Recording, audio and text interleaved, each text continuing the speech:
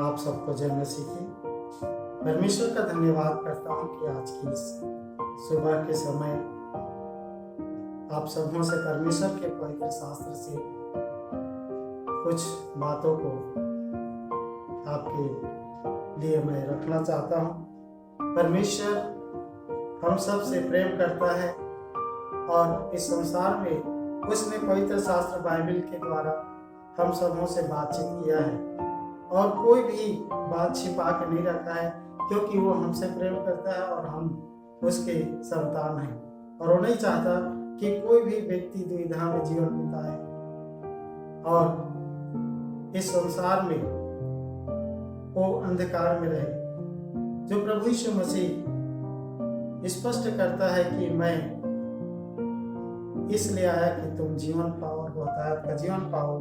और जो इस संसार के लोग अपने धन पर घमंड करते हैं, कोई बल पर घमंड करते हैं, कोई अपने ज्ञान पर घमंड करते हैं, कोई इस धरती पर घमंड करते हैं, परंतु बाइबल बताती है कि ये धरती और आकाश सब नाशवान है। जो आंख से दिखाई देने वाली चीजें हैं वो सब नाशवान है, परंतु अविनाशी आशा हमें प्रभु यीशु मसीह देता है और ये अविनाशी आशा को हम हमारी आत्मा के लिए और परमात्मा के द्वारा प्राप्त करते हैं। और इस आत्मा को जो परमेश्वर ने, जिसे कोई भी नाश नहीं कर सकता, ये अविनाशी आत्मा मिला हमें, तो इसे अनंत जीवन देने की वायदा करता है, जिस जीवन का कभी अंत न हो। और वो जीवन स्वयं परमेश्वर का जीवन है और उस जीवन को देने के लिए वो चाहता है कि हम उसके प्रिय पुत्र प्रभु यीशु मसीह को समझें, उसे अपना मुक्तिदाता ग्रहण करें और जो कहता है कि मैं फिर से आने वाला हूं उसकी बाट जोहते रहें। और प्रभु यीशु मसीह ने के चेलों ने उस अंत के दिनों में के विषय में विचार जो चर्चा में प्रभु यीशु मसीह से उनके शिष्यों ने पूछा,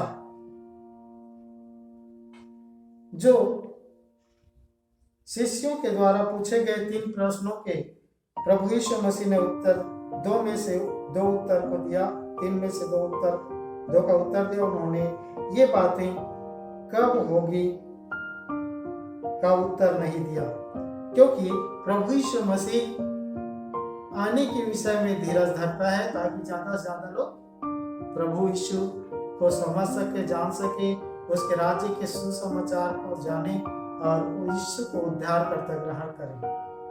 और कोई भी बिना सुने न रहे कि यीशु मुक्तिदाता है,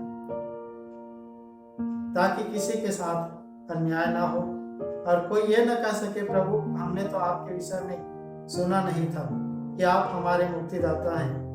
और इसीलिए प्रभु यीशु मसीह अंत के विषय में चिन्ह बताया। और जब चेले लोग जो प्रभु यीशु मसीह से भी ज्यादा उम्र के लोग थे, उन लोगों ने प्रभु यीशु मसीह को मंदिर की सुंदरता को दिखाने लगे, जो मत्ती 24 अध्याय में पढ़ते हैं। जब यीशु मंदिर से निकल कर जा रहा था तो उसके चेले उसको मंदिर की रचना दिखाने के लिए उसके पास आए। उसने उनसे कहा, क्या तुम यह सब नहीं देखते? मैं तुमसे सच कहता हूँ, यह पत्थर पर पत्थर भी न छूटेगा जो ढाया न जाएगा।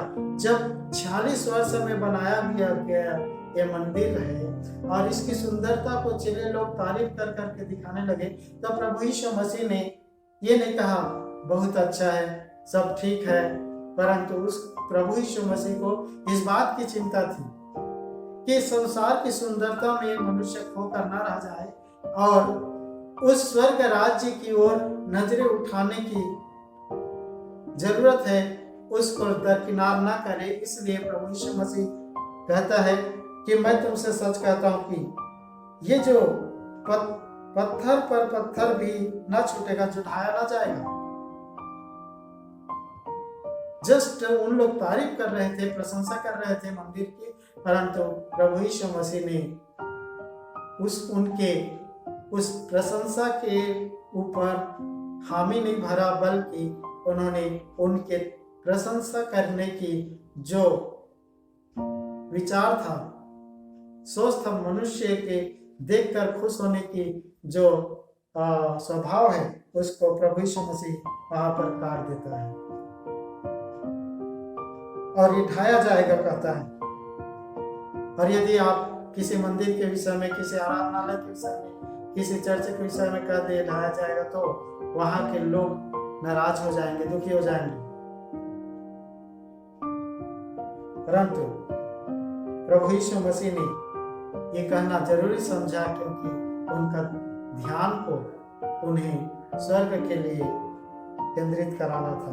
और जब वह जैतून पहाड़ पर बैठा था तो चेलों ने अलग उसके पास आकर कहा, हमसे कह कि ये बातें कब होगी और तेरे आने और जगत के अंत का क्या चिन्ह होगा। तब प्रभु यीशु मसीह ने उनको कहा, सावधान, कोई तुम्हें भरमाने ना पाएगा। और ये नहीं कहा कि अंत का दिन नहीं आएगा या जगत का अंत नहीं होगा, नहीं कहा, बल्कि जगत के अंत के विषय में वो कहता है कि तुम लड़ाइयों और लड़ाइयों की चर्चा सुनोगे। देखो, घबराना जाना इनका होना अवश्य है, परंतु उस समय अंत ना होगा। यानी कि प्रभु यीशु मसीह के जानकारी में सब कुछ स्पष्ट था कि वो पहले से बता देते हैं कि भविष्य में क्या होने वाला है।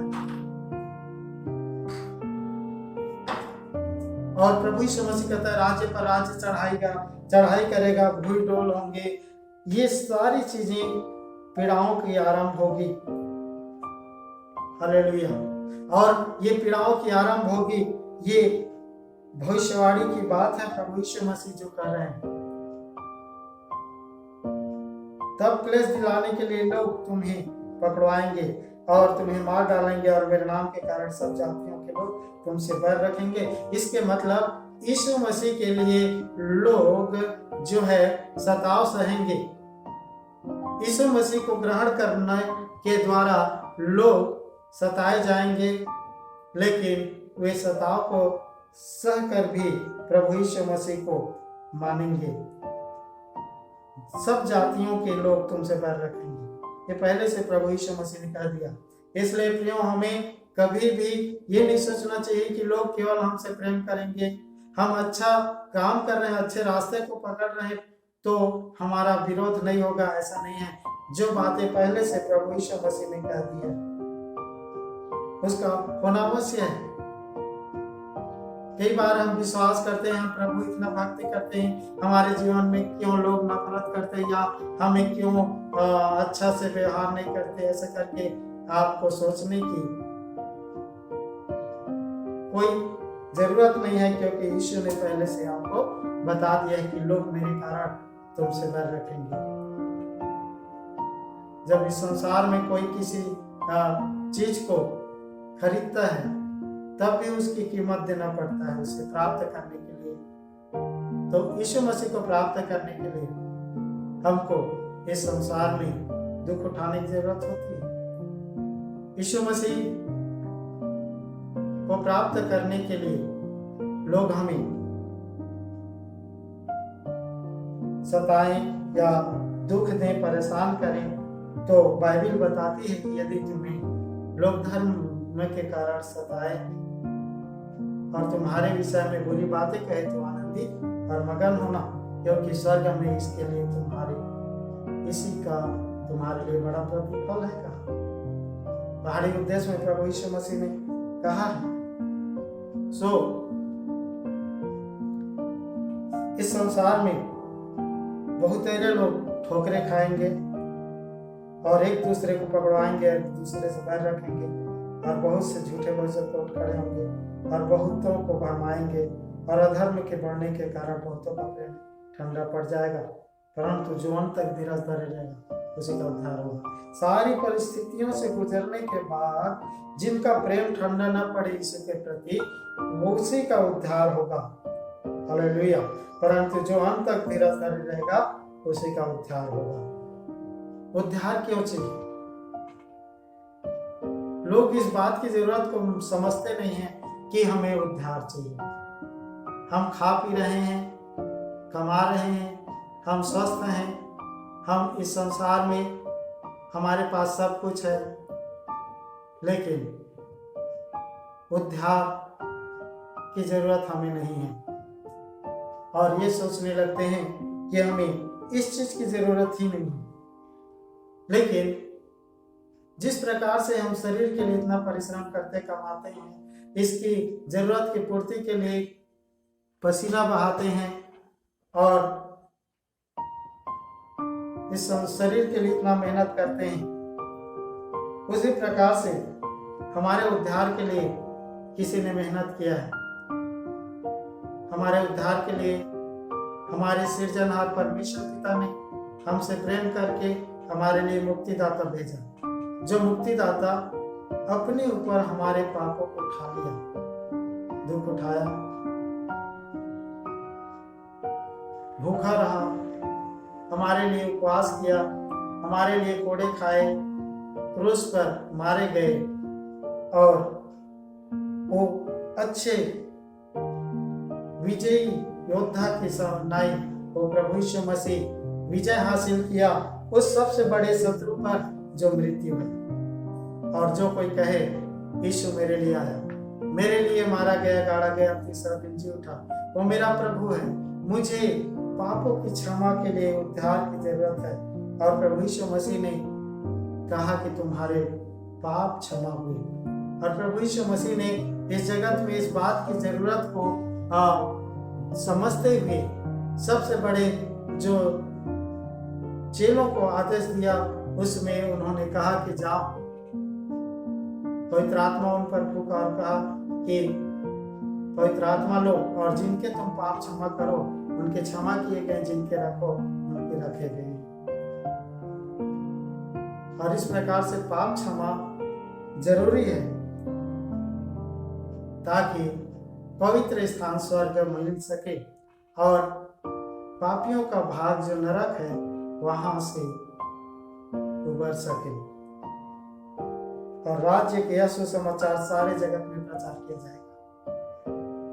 14 पद में, मत्ती 24 के 14 पद में स्पष्ट करता है कि राज्य का सुसमाचार सारे जगत में प्रचार किया जाएगा कि सब जातियों पर गवाही हो, तब अंत आ जाएगा। मेरे प्रियो, मैं पुनीत कुर्रे 1995 में प्रभु यीशु मसीह के बारे में प्रभु के दासों के साथ संपर्क होकर जानकारी, थोड़ा सा संगति पाया और मेरे अंदर उत्साह भर गया।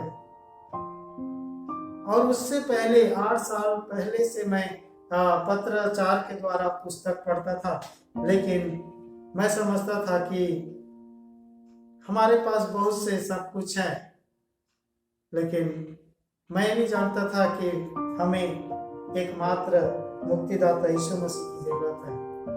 लेकिन 1995 की शाम मैं प्रभु यीशु मसीह के वचन से प्रभावित हुआ और मुझे अंदर से आनंद से भर दिया प्रभु के वचन ने, जब मैं भिलौनी गांव में प्रभु के दासों के साथ मुलाकात करने गया। परमेश्वर का धन्यवाद हो कि वो दिन मेरे लिए परमेश्वर ने रखा था जिसमें मुझे वो बातचीत करना चाहता था। मेरे प्रियो, आज की सुबह परमेश्वर के वचन आपके लिए सारे जगत में किसी भी कोने में आप पैदा हुए हो और सब जातियों में गवाही हो, यानी कोई भी जाति में आप रहते हो, मेरे प्रियो, उस सब में गवाही हो जाए और सब सुन ले कि यीशु मुक्तिदाता है, यीशु के द्वारा चंगाई पाए हो कोई, और किसी न किसी तरीके से वो प्रभु यीशु मसीह को थोड़ा सुने, समझे और समझकर उन पर विश्वास कर ले और सब तक पहुंच जाए। तब अंत आ जाएगा काल। जब तक के सब जाति के लोग ना सुने और सब राज्य और सब देश के लोग प्रभु यीशु मुक्तिदाता है करके ना सुन पाए, तब तक के प्रभु यीशु मसीह आने में धीरज धरता है, क्योंकि वो नहीं चाहता कि कोई भी व्यक्ति मुक्तिदाता के जानकारी के बिना मरे।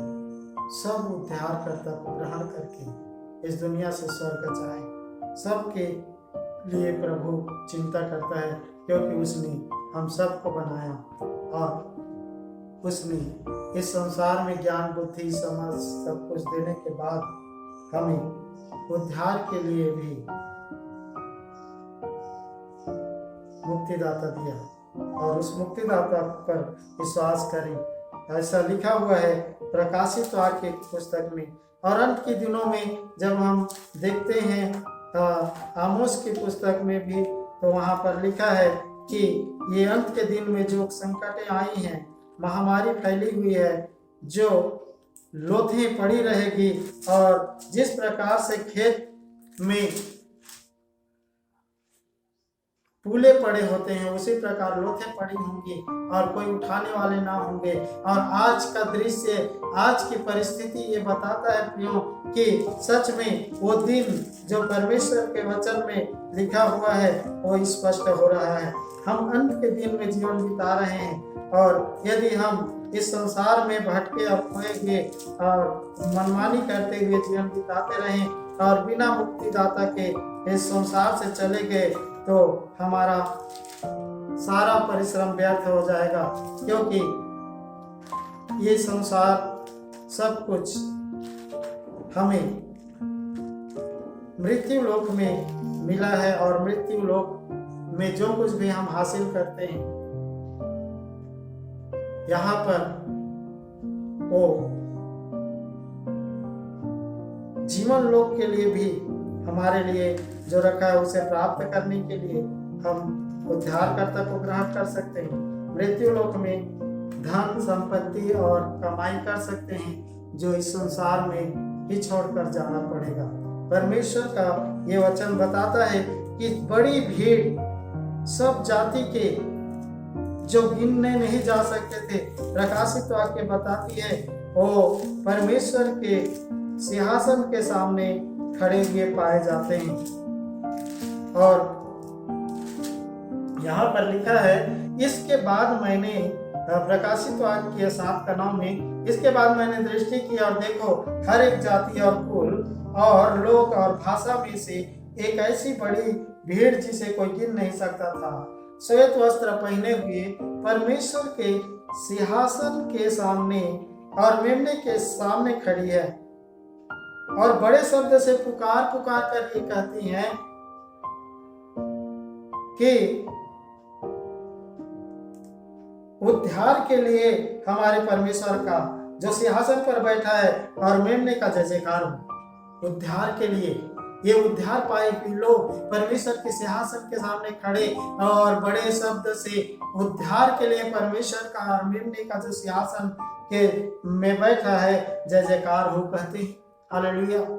उद्धार के लिए वे उद्धार पाए हुए लोग आनंद से जय जयकार कर रहे हैं और जिन लोग उद्धार पाए बगैर चले गए हैं इस संसार से, वो हमेशा के लिए तड़पते हुए, उनका रोना और दांत पिसना, उनका पीड़ा, उनका आग का जलन कभी खत्म नहीं होगा। उस भयानक नरक के पीड़ा से बचे हुए लोग स्वर्ग में जय जयकार कर रहे हैं और सारे स्वर्ग दूत जिसमें सब जाति के लोग हैं उस सिंहासन और प्राचीन और चारों प्राणियों के चारों ओर खड़े हैं। फिर वे सिंहासन के सामने मुंह के बल गिर पड़े और परमेश्वर को दंडवत करके कहा, आमीन। हमारे परमेश्वर की स्तुति और महिमा और ज्ञान और धन्यवाद और आदर और सामर्थ्य और शक्ति युगानुयुग बनी रहे, आमीन। परमेश्वर का ही शक्ति है, उसका आदर है, उसी की महिमा और ज्ञान है प्रियो, और वो परमेश्वर का शक्ति युगानुयुग बनी रहती है। इस पर प्राचीनों में से एक ने मुझसे कहा, यूहन्ना प्रकाशन में कहता है कि मुझसे कहा, वे श्वेत वस्त्र पहने हुए कौन है? ये श्वेत वस्त्र पहने हुए कौन है? और मैंने उनसे कहा, हे स्वामी तू ही जानता है। उसने मुझसे कहा, ये वे लोग हैं जो बड़े क्लेश में से निकल कर आए हैं। इन्होंने अपने अपने वस्त्र मेमने के लहू से धो लिए हैं। हालेलुया। मेमने का लहू यानी यीशु का लहू से पवित्र किए जाते हैं, और इन्होंने अपने वस्त्र मेमने के लहू से धोकर श्वेत किए हैं। इसी कारण वे परमेश्वर के सिंहासन के सामने हैं और उसके मंदिर में दिन रात उसकी सेवा करते हैं, और जो सिंहासन पर बैठा है वह उनके ऊपर अपना तंबू तानेगा। हालेलुया।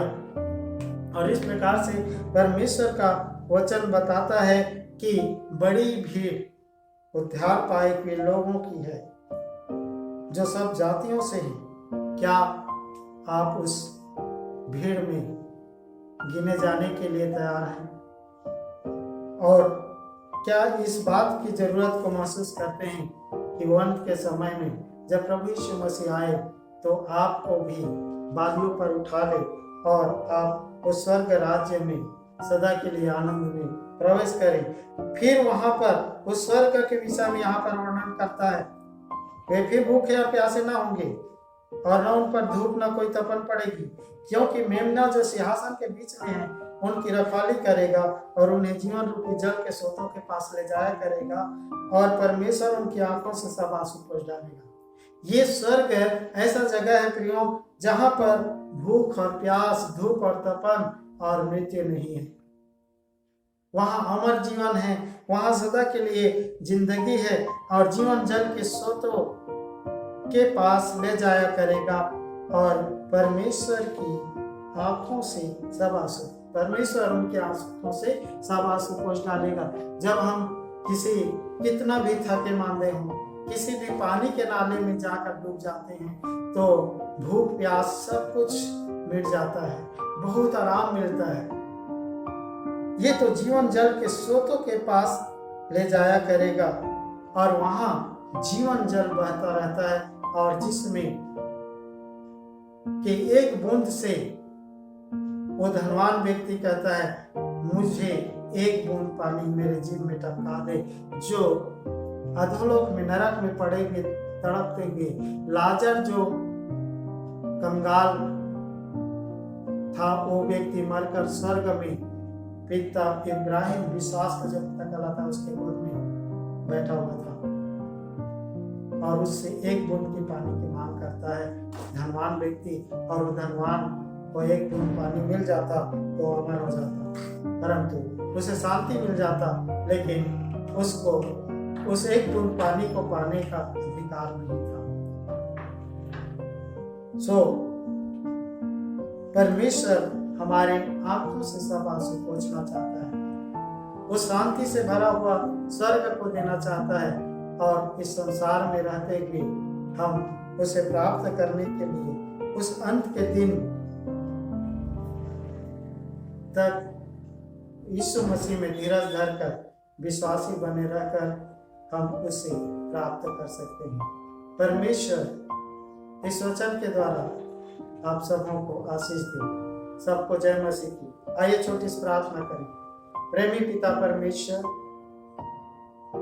आपके पवित्र वचन के अनुसार इस संसार की सारी परिस्थितियां इस बात को स्पष्ट करती है कि अंत का दिन निकट है, और हमें जरूरत है कि हम आपके दिए हुए मुक्तिदाता को अपना मुक्तिदाता ग्रहण करें और ये कहें कि आप पवित्र हैं पिता। हमने आपको के विरोध में बहुत सारी पाप किए हैं, हे प्रभु मेरे पापों को क्षमा कर दे। और प्रभु यीशु मसीह क्षमा करने के द्वारा हम सबको केवल क्षमा ही नहीं वरन अनंत जीवन देना चाहता है, जैसा कि लिखा है। और हमें एक चिन्ह दिया गया और जिस पर विश्वास करके हम अनंत जीवन प्राप्त कर सकते हैं। यूहन्ना 3:14-15 के अनुसार और उसके 16 में लिखा है, और परमेश्वर ने जगत से ऐसा प्रेम रखा कि उसने अपना इकलौता पुत्र दे दिया, ताकि जो कोई उस पर विश्वास करे वह नाश न हो परंतु अनंत जीवन पाए। प्रियो, आप विश्वास करें और नाश होने से बचाएं और परमेश्वर के उस घर में अनंत जीवन प्राप्त करें। परमेश्वर आपसे प्रेम करता है। क्या आप परमेश्वर के प्रेम को स्वीकार करके एक पवित्र सिद्ध पवित्र जीवन जीना चाहते हैं? उसके भली और भावती और सिद्ध इच्छा को आप जानकर जी, हर एक पापों के लिए तौबा करें, पश्चाताप करें और परमेश्वर के योग्य संतान ठहरे। प्रभु आप सबको आशीष दे। जय मसीह।